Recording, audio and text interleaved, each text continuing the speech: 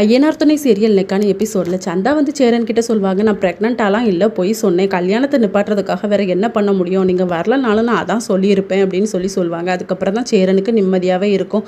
என் தம்பிமார்கள்லாம் இன்னும் ரொம்ப கிண்டல் பண்ணாங்க தெரியுமா அப்படின்னு சொல்லி சிரிச்சிட்டு இருப்பாங்க. அதுக்கப்புறம் சந்தா வந்து சேரனை ஹக் பண்ணிப்பாங்க.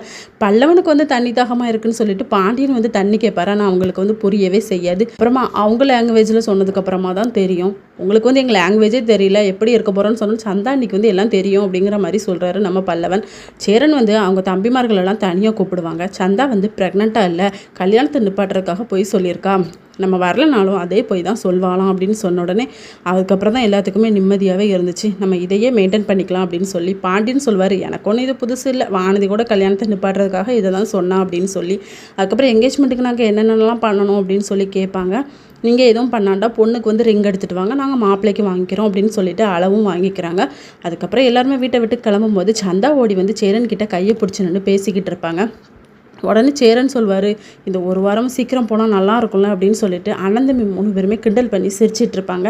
சந்தா கிட்ட வந்து சேரன் ஃபோன் பேசிக்கிட்டே தான் வருவார். ட்ரெயினில் வரும்போது அண்ணா பீகாருக்கு போகும்போது எவ்வளோ டல்லாக இருந்துச்சு, இப்போ எவ்வளோ ஹாப்பியாக இருக்குது, நம்ம சந்தோஷமாக இருந்தால் தான் அண்ணன் வந்து நம்மளுக்காக சந்தோஷப்பட்டார், இப்போ அவர் வாழ்க்கையிலும் ஒரு சந்தோஷம்னு அவர் எவ்வளோ ஹாப்பியாக இருக்கார் தெரியுமா அப்படின்னு சொல்லி பாண்டியன்னு சொல்லுவார். இதோட நெக்கான எபிசோடு முடியுது.